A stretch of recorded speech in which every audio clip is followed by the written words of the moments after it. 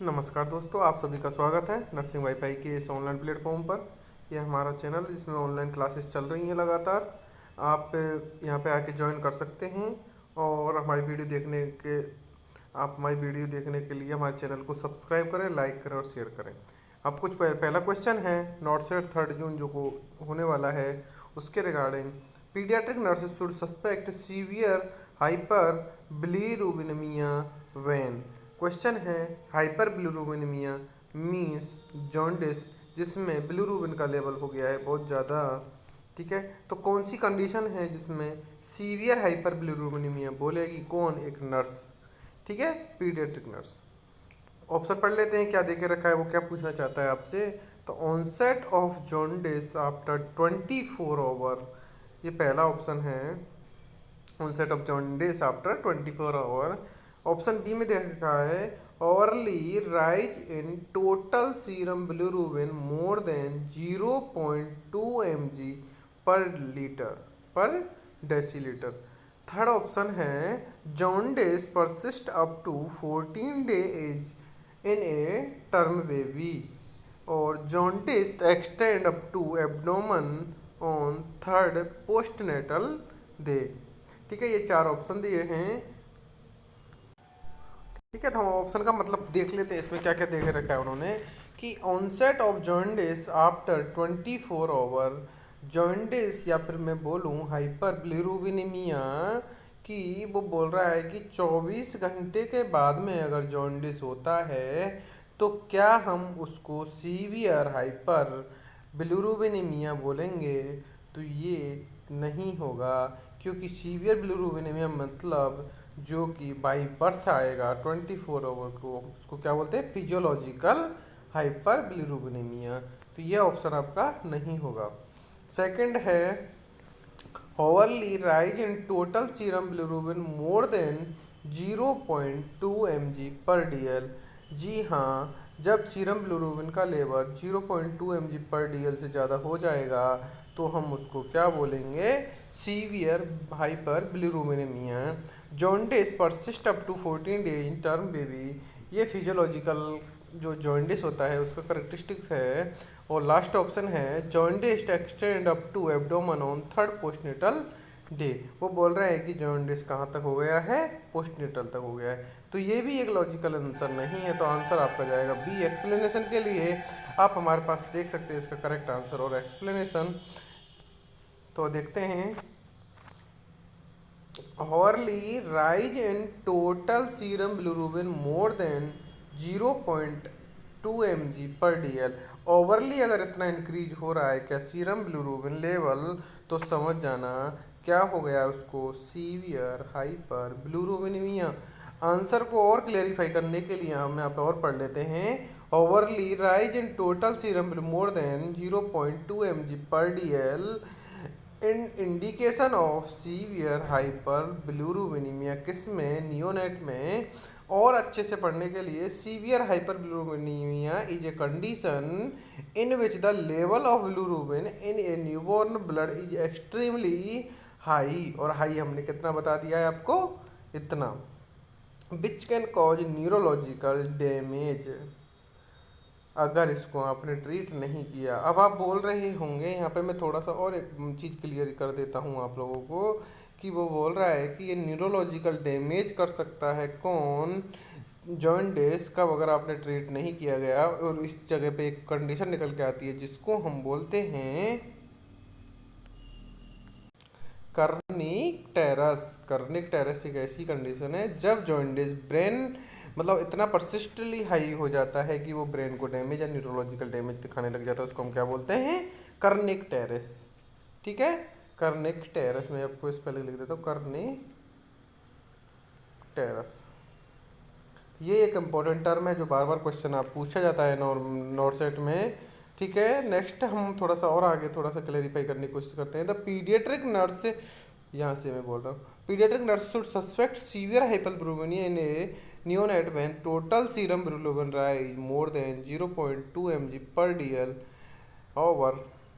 ठीक है, this rapid rise in bilirubin level is sign of impending neurological complication require prompt intervention.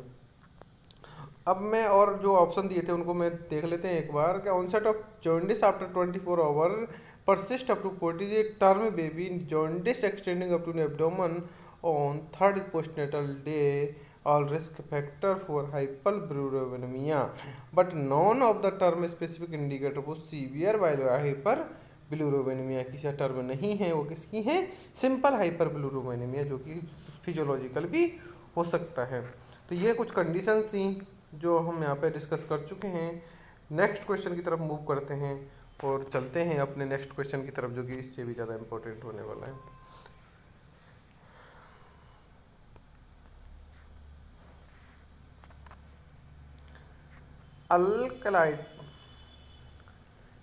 Alkylating agent used in treatment of cancer. Alkylating कुछ agents होते हैं, वो treatment में use करते हैं, किसके? कैंसर के ट्रीटमेंट में। तो ऑप्शन दे रखे हैं उन्होंने, टेमोक्सिफेन, एजिथ्रोपिन, क्लोरेम्ब्यूसिल एंड ब्लियोमाइसिन। ठीक है, तो आप लोगों को हम बता दें कि ये जो हमारा चैनल है इसका नाम है नर्सिंग वाईफाई। इस पे आपको डेली वीडियो मिलती हैं, ठीक है, जो कि नोट सेट के लिए काफ़ी इम्पोर्टेंट हैं, जिसमें एक क्वेश्चन आपका 4 से 5 क्वेश्चन कैरी करता है। ठीक है, और इसमें से क्वेश्चन हमेशा आते रहे हैं, लास्ट जो एग्ज़ाम हुए उसमें से भी रिपीटेड क्वेश्चन हैं, और जो ये क्वेश्चन हैं वो सब प्रीवियस ईयर के क्वेश्चन हैं। तो हम आपसे निवेदन करते हैं आप हमारे चैनल को सब्सक्राइब करें, लाइक करें, शेयर करें। ठीक है, तो इसका आंसर देख लेते हैं हम। ठीक है, तो इसका आंसर आएगा कौन सा? एल्कलाइटिंग एजेंट कौन सा होता है कैंसर के ट्रीटमेंट के लिए? आपको पता होना चाहिए, क्लोरेम्ब्यूसिल। ठीक है, ब्लूमाइसिन और एजिथ्रोप्राइन एंड टेमोक्सिफेन हम अभी आपको डिस्कस करने वाले हैं हमारे एक्सप्लेनेशन में। ठीक है, चलते हैं एक्सप्लेनेशन की तरफ। ठीक है, क्लोरेम्ब्यूसिल belong to class of chemotherapy drug known as alkylating agent। Question आपका क्लियर हुआ? These drug work by interfering with DNA of cancer cell। जो ये एल्कलाइटिंग एजेंट होते हैं वो कहाँ पे अफेक्ट करते हैं? DNA of cancer cell. अगर डीएनए पे अफेक्ट करेंगे तो कैंसर की सेल ग्रो नहीं कर पाएगी, और ग्रो नहीं कर पाएगी तो उसका जो ग्रोथ है वो नहीं होगा। तो और हमको क्या चाहिए कैंसर के ट्रीटमेंट में? तो इसलिए एल्कलाइंग एजेंट हम क्या कर रहे हैं? यूज कर रहे हैं। नाम पूछे तो क्या बताना है? क्लोरेम्ब्यूसिल। नेक्स्ट बोलूँ तो जो दीज ड्रग्स वर्क, ठीक है, क्या कर रहे हैं? Preventing dividing and growing. Chlorambucil is a primary use to treat chronic lymphocytic leukaemia. ये इसकी क्या है? इंडिकेशन। तो मैं बोल रहा हूँ कि एक क्वेश्चन में आपको 3 क्वेश्चन मिलेंगे हमारी इस वीडियो में। तो इसमें पहला क्वेश्चन कौन सा था कि कहाँ पे इंटरफेयर करेंगे? कौन? एल्कलाइटिंग एजेंट डीएनए इंटरफेयर करके। ठीक है, दूसरी बात इनका इंडिकेशन क्या है? Lymphocytic leukaemia, non Hodgkin's lymphoma and Hodgkin's disease. 3 इसकी इंडिकेशन है, इसमें से क्वेश्चन आता है। अब हम थोड़ा सा और देख लेते हैं वो 3 गलत क्यों हैं। Tamoxifen is see selective estrogen receptor modulator use to treat breast cancer. Tamoxifen citrate, अगर आपने नाम सुना होगा और नहीं सुना है तो आज सुन लीजिए। जो टेमोक्सिफेन सिट्रेट होता है वो सेलेक्टिव ईस्ट्रोजन रिसेप्टर होता है, मतलब ये ईस्ट्रोजन के ऊपर काम करेगा।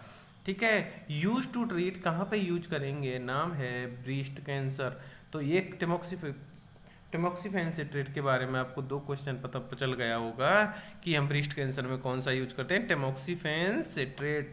अभी जो CNCI 2021 में एक एग्जाम लगा था उसमें ये क्वेश्चन आया था किसका? ब्रेस्ट कैंसर का, जिसका आंसर था tamoxifen citrate. Azathioprine is immunosuppressant. कौन है ये? इम्यूनोसप्रेसेंट है to treat prevent rejection in organ transplant.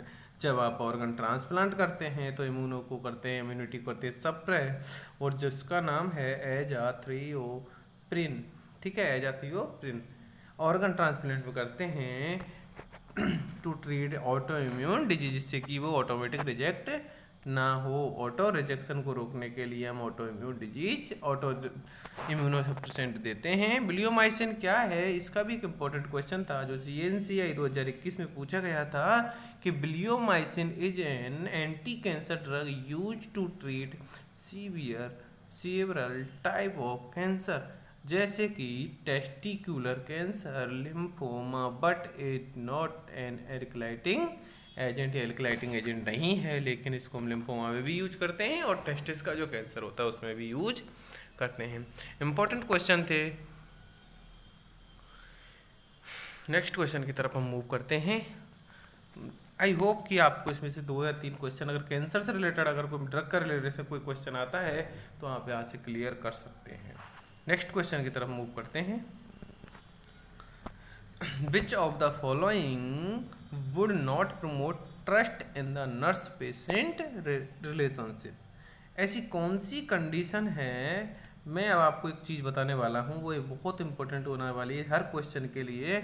और वो क्वेश्चन के लिए ये है कि जब आप ऐसे क्वेश्चन कर रहे हैं तो आपको कीवर्ड याद रखना है। ठीक है, कीवर्ड का मतलब होता है कि ऐसे वर्ड जो पूरे सेंटेंस को करते हैं अलग मीनिंग में कन्वर्ट। लाइक मैं अभी बता देता हूँ आपको कि which of the following would क्या होना चाहिए, कौन जो नहीं करता है promote trust in nurse patient relationship में। ठीक है, मैं पहले आपके ये जो ऑप्शन है इसको पढ़ने से पहले मैं आपको पहले बता दूं कि जो आप पढ़ना है वो पढ़ना है आपको। हर जो क्वेश्चन होता है जो ट्विस्ट करता है वो चीज़ वर्ड बता रहा हूँ मैं। Least common, most common, least common, most common. ठीक है, उसके बाद में आता है एक एक्सेप्ट, अपार्ट फ्रॉम। ठीक है, तो अपार्ट फ्रॉम और एक्सेप्ट का मतलब सेम होता है, लेकिन कई बार आपको कंफ्यूज करने के लिए वो अपार्ट फ्रॉम डाल देता है, एक्सेप्ट डाल देता है, लीस्ट कॉमन डाल देता है, मोस्ट कॉमन डाल देता है, मोस्ट सुटेबल, लेस्ट सुटेबल। ये वर्ड आपको बहुत अच्छे से निकालते हैं। जैसे क्वेश्चन में बीच में नॉट डाल दिया तो मतलब उसका नेगेटिव मीनिंग हो जाता है। ठीक है, अगर अपार्ट फ्रॉम का मतलब होता है एक्सेप्ट, मतलब स्पेशली अलग कौन सा है या डिफरेंट कौन सा है छोड़ के, तो पता होना चाहिए। मोस्ट कॉमन मतलब सबसे ज़्यादा जो यूज होने वाला, लीस्ट कॉमन मतलब सबसे कम, हाईएस्ट, लोएस्ट, ये सब वर्ड हैं जो आपको ध्यान रखना है, हमेशा ध्यान रखना है, क्योंकि ये क्वेश्चन पूरी क्वेश्चन की दशा बदल देते हैं। ठीक है, चलते हैं ऑप्शन की तरफ। Returning at the started time, returning at the stated time, fulfilling promises, examining a wound without providing privacy, maintaining confidentiality। ऐसी कौन सी कंडीशन है जो नर्स पेशेंट रिलेशनशिप में ट्रस्ट को तोड़ने का काम करती हैं या प्रमोट नहीं करती हैं? तो बोल रहा है कि returning at the stated time, अगर कोई उसने जो स्टेटमेंट दिया है उसके टाइम के अकॉर्डिंग अगर पेशेंट के पास नहीं पहुंचती है, ठीक है, अगर रिटर्न हो रही है तो क्या उससे टूटेगा उसका ट्रस्ट? नहीं। ठीक है, तो अभी आपको पता चल गया होगा कि 50 क्वेश्चन आएंगे, वो कैसे आएंगे, आपके प्रैक्टिकल बेसिस आएंगे। और वो प्रैक्टिकल बेसिस क्वेश्चन लेकर हम आते हैं आपके लिए, इसलिए क्योंकि हम अब से नहीं बहुत पहले से आते हैं, क्योंकि नॉर्सेट का तो ये फंडा है कि इसमें प्रैक्टिकल बेसिस क्वेश्चन आएंगे।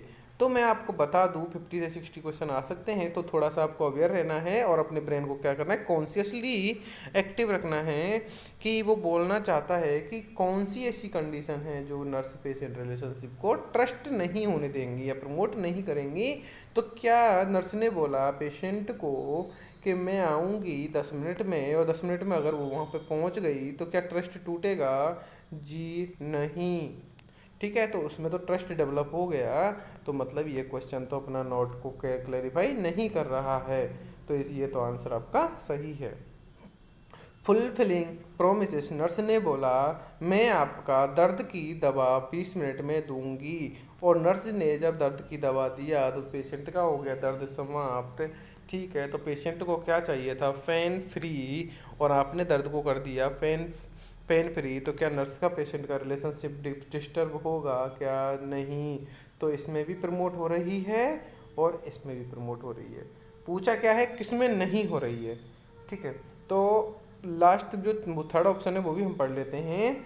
Examining a wound without providing privacy, patient को है वुंड और नर्स कर रही है उसको एग्जामाइन कर रही है, मतलब देख रही है, लेकिन नर्स भूल गई क्या चीज़ें, प्राइवेसी लगाना।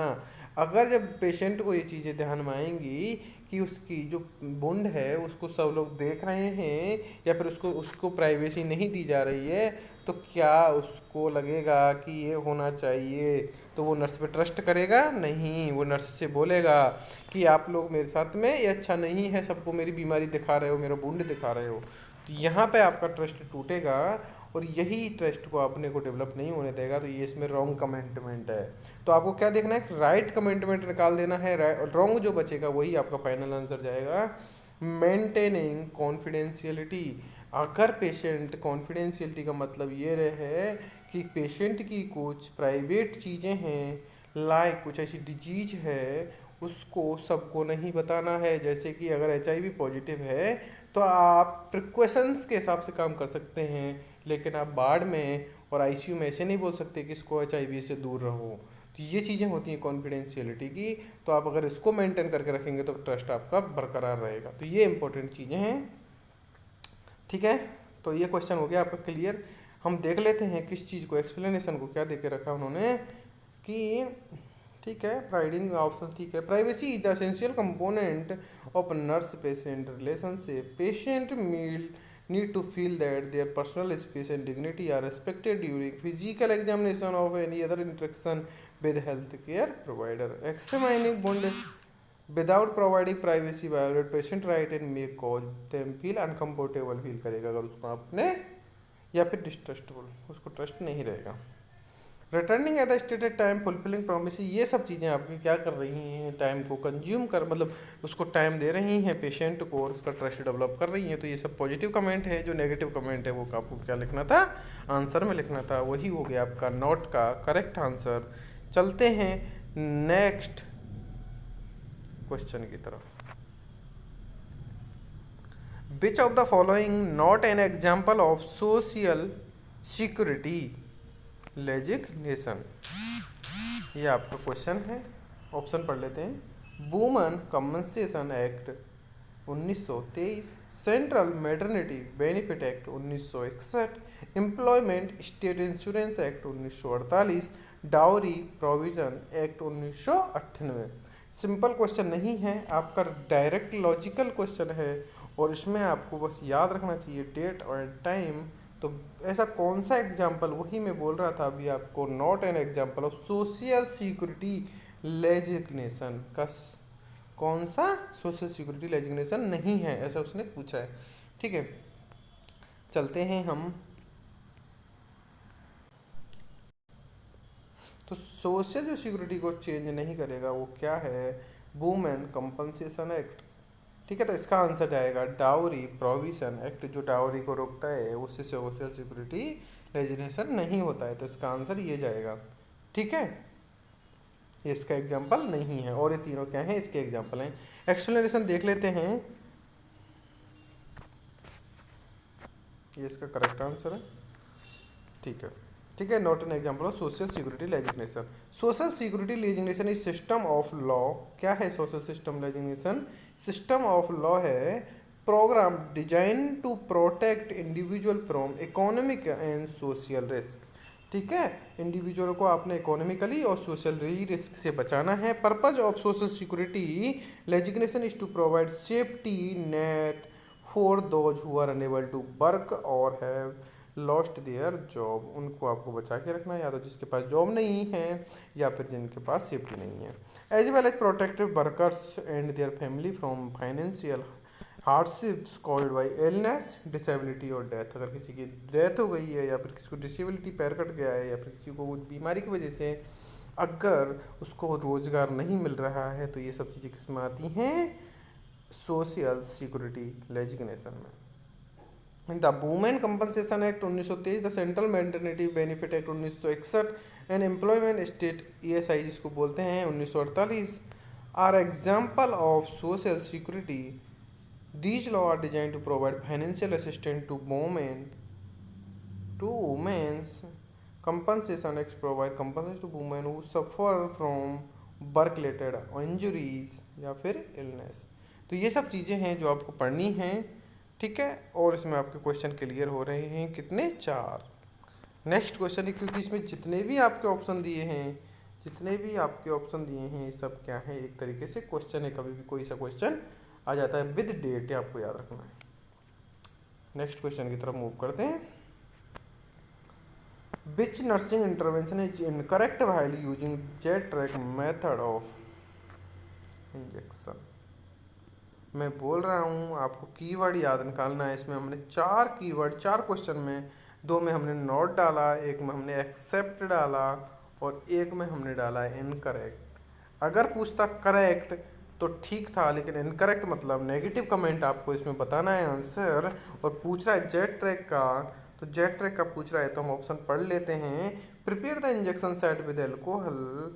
एल्कोहल के लिए हमने जो इंजेक्शन साइट है उसको एल्कोहल से बनाना है, मतलब उसको प्रिपेयर करना है, क्लीन करना है। Use a needle that at least once long, ये नाम है नीडल का। Rub the injection site vigorously after the injection. Aspirate for blood before injection, है ना। तो मैं आपको बता दूं कि ये जो आईएम इंजेक्शन की जो टेक्निक है वो इसमें पूछी है आपसे। तो वो पूछना चाहता है कि जो क्या टेक्निक है, तो आपको एल्कोहल से उसको क्लीन करना है। जी हाँ, करना है। आपको ये सिरिंज यूज करनी है, वंस जो लिए लॉन्ग होती है 1 इंच का इतना होता है, तो ठीक है। Rub the injection site vigorously after the injection, नहीं, रब नहीं करना है, रब नहीं करना है। अगर रब कर दिया तो वो आपका इनकरेक्ट हो जाएगा, और वही वो पूछना चाहता है। Aspirate for blood before injection, इसलिए क्योंकि अगर ब्लड आ गया तो आप वहाँ पे इंजेक्शन नहीं लगाना है, किसका, ब्लड का, ठीक है। आईएम इंजेक्शन नहीं लगाना। तो ये अपने लास्ट क्वेश्चन था। अभी इसका एक्सप्लेनेशन देख लेते हैं। जेट्रंग मेथड सीख लेते हैं आज हम। The Z track method is the injection technique, यहाँ से मैं पढ़ रहा हूँ, आप देख लेना। Administer medications into muscles while minimising discomfort and reducing the risk of medication leakage. The technique involve pulling the skin underlying the tissue. आपको ऐसे स्किन को क्या करना है, पुल करना है, ठीक है। साइड में पुल करके उसको इंजेक्शन लगाना है, उसके बाद में उसको उधर रख देना है। This create zigzag pathway that seal the medication in the muscles and minimize the irritation of the surroundings tissue. ये सब चीज़ें थी किसके, जेट ट्रैक मेथड के बारे में। आप यहाँ पर पढ़ लेना। जब आप जेट ट्रैक मेथड लगा रहे हैं या इंजेक्शन लगा रहे हैं, should prepare the injection side with alcohol, use needle that is at least once long, मतलब सिरिंज का जो साइज है वो होना चाहिए। Aspirate for blood before injection to ensure that the medication being injected into the muscles not blood vessels. आप आइए injection blood vessels में नहीं लगाना है।